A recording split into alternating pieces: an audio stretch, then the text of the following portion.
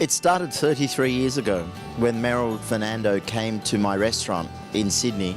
He saw my name, which is obviously Sri Lankan, on the menu, and he beckoned me from the kitchen, and he told me that he'd come to Australia and New Zealand to launch his tea. And our journey into tea lounges, cooking with tea, and all the things that have come from that started around 2004. The Dilmah store here in Dubai is doing a little event, and they've invited me along to cook a few things. So I thought we'd do 2 savoury, 2 sweet.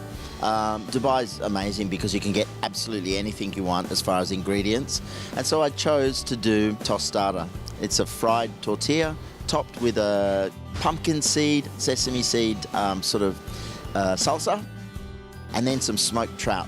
And on top of that, all the beautiful vegetables I could find, which is, shallots, onions, chilies, and some wonderful mango. Just perfectly ripe. A little bit of dressing and some sesame seeds on top. It'll just be beautiful to eat.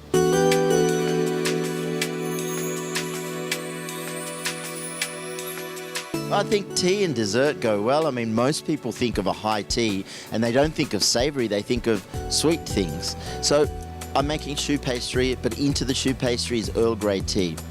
Then I've made a pastry cream. Chocolate and Earl Grey, it's a match made in heaven. Pastry cream, which is stuffed into the choux pastry, and then on top I've made a combination of ground up Ceylon cinnamon tea, sugar, and organic Ceylon cinnamon, and that's just sprinkled over the top. Great flavours.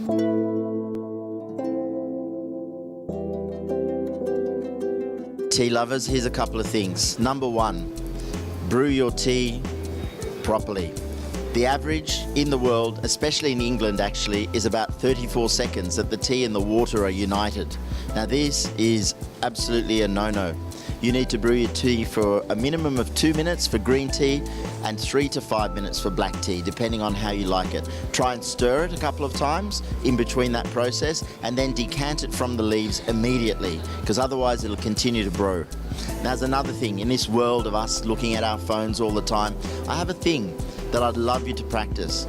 In the morning, when you have that first cup of tea, get rid of all your electronic items. And please, for the 2 to 5 minutes that it takes to brew your tea, turn around to a human and have a chat.